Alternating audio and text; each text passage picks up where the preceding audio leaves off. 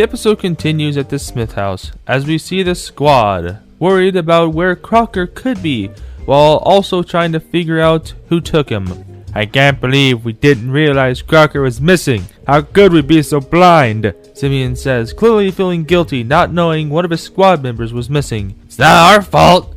None of us knew Crocker was here. I just figured he was getting snacks for the movie night or something, Father says. I mean, do we really have to save Crocker? What's he done for us anyways, you know? Rick says. How can you say that, Rick? Dental's a part of the squad and you don't even want to bother looking for him? Are you seriously that fucking petty? Harley asks. Harley's right, Grandpa Rick.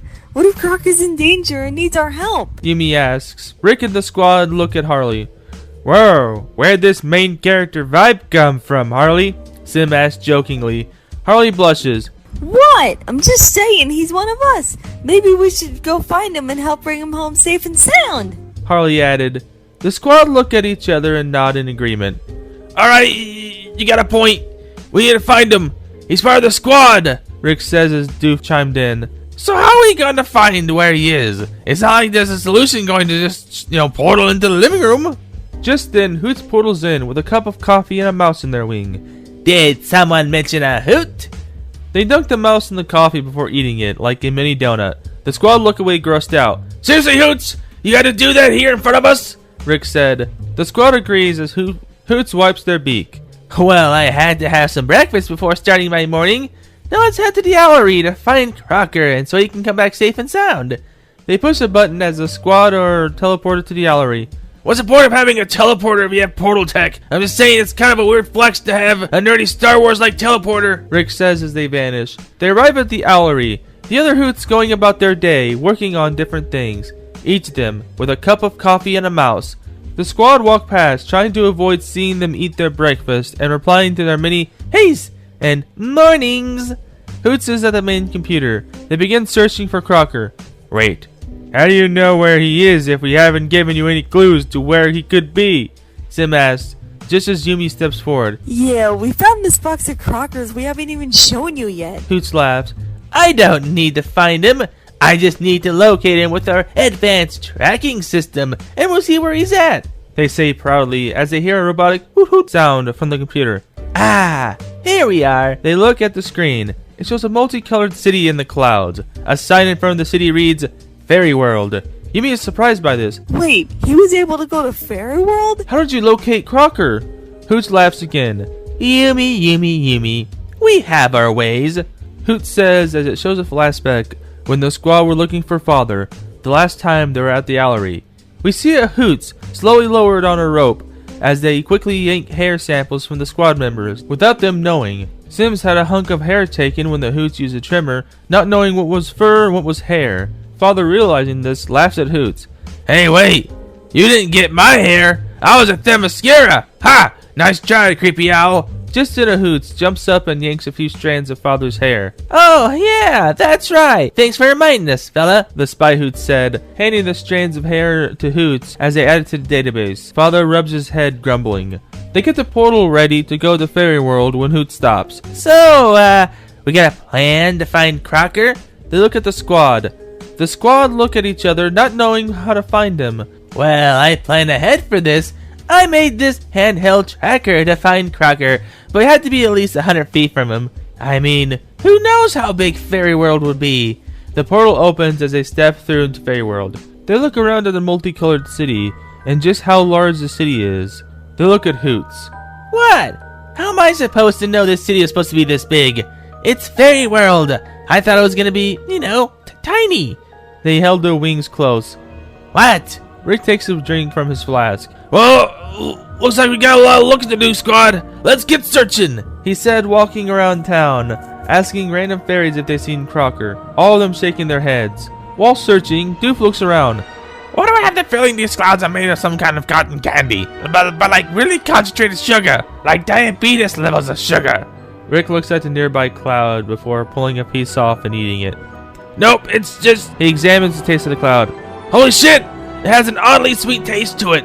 He laughs, taking a drink from his flask. Harley looks around with an angry look. Guys, we need to focus here. We need to find Crocker, she said, holding a poster out to more fairies, passing by. Hey, you floating guy! You seen him? She said as the fairy ran away. I don't get it. Why are they scared of him all of a sudden? Yumi walked up to Harley. Harley, I don't want to criticize your methods or anything, but they might be afraid of you holding a poster of some random person demanding if they know where he is. Harley looked down concerned. Just then a giant fairy in army gear appeared. You! What are you doing in Fairy World? He aimed a giant wand at them. The wand glows red, illuminating around them. Hoots waves their wing over their face. Whoa, whoa, big guy. Chill. We're just here to find a friend who ended up here after they were attacked by bad guys. You see, Jorgan interrupted them. The only bad guys here is the man in a poster, Denzel Crocker. He's been trying to get into Fairy World for years. Like, a lot of years. And you want to say there are people worse than Crocker? Jorgan asked. Harley smacked the wand away with her mallet. Listen here, Major Chip Hasminator. Crocker isn't a bad guy anymore, so you better help us find him, or else I'll smack the cameo right off ya! Jorgan looked surprised before looking at the squad, confused. They're just as confused. Simeon steps up. Okay, let's just take a step back and take a deep breath. My name's Simeon. I'm the leader of Squad 8. One of my squad mates was attacked. He must have escaped here to get away from them. Yes, at one point we all were villains, but we've seen the error of our ways, and now we strive to do better for others. Jorgan nodded, rubbing his chin. Alright, I'll help you find Crocker, but if any of you cause any trouble, you'd wish you'd never escaped the Fairy World. I'll help you know if I find any clues to where he is. Until then, stay out of trouble! He slammed the wand handle into the ground as he vanished in a small mushroom cloud. Hoots stands around the burn mark, where Jorgan disappeared, asking, "Where'd he go?" Just then, Cosmo and Wanda appeared. Hello, we must have misheard you, but did you say Crocker was in Fairy World? She asked as her and Cosmo looked surprised.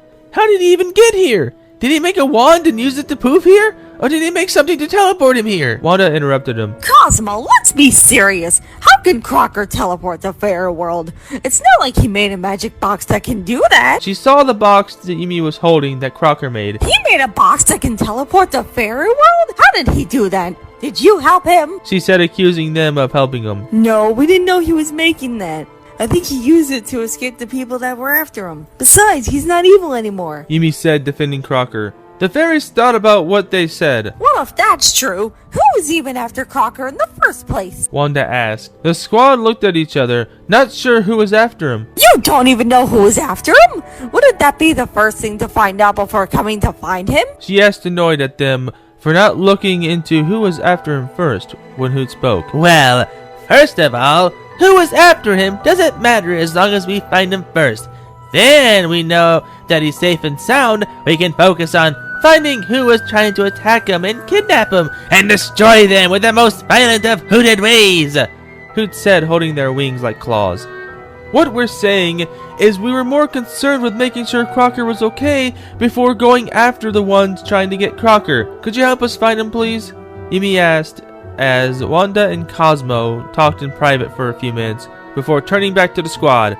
Okay, we'll help, Cosmo said, smiling. But we need to discuss with Crocker who was after him when we find him, so they don't find the way to get to Fairy World too. They both go find Crocker as the squad go another direction to find him. Just then they see Crocker in the distance taking pictures, as happy as can be. I can't believe I'm here! So many years of trying, dreaming, and waiting to be here, and my dreams have come true! Just then he sees the squad. Hey guys, you're here! How'd you get here? I was trying to find a way to get a hold of you and tell you these creepy guys were trying to get me, and I had to use my prototype fairy teleporter I made, and you guys found it! Yay! He cheered. Crocker, you're safe! Harley said, jumping at Crocker, hugging him tight. I mean, we was worried about you, dummy, she said, pretending to punch him in the shoulder.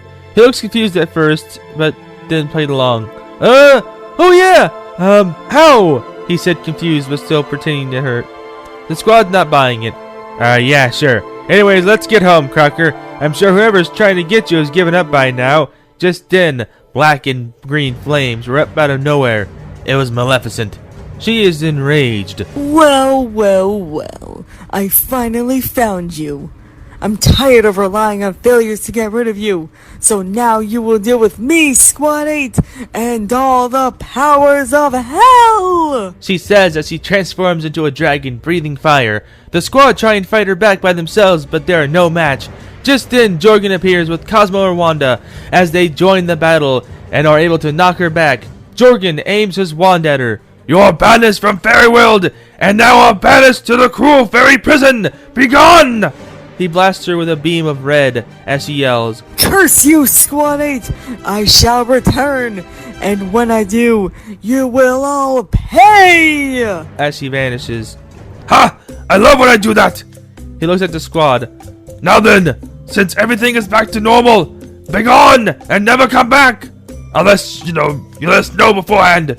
He hands Sims a piece of paper before it was taken by Hoots. Thank you! They put it underneath their wing. Sims looks annoyed before looking back at Jorgan. Now, bye! Come back anytime. Call first. He poofs them back to Greg's garage. Wow! How do you know where to send us?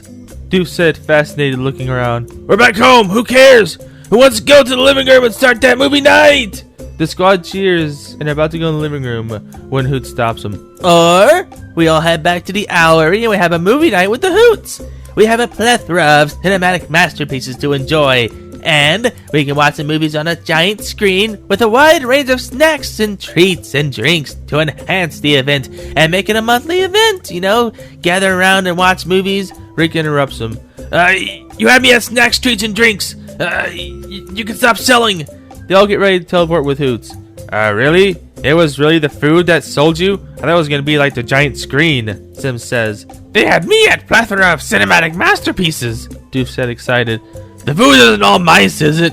I need to know so I can bring snacks for us. What?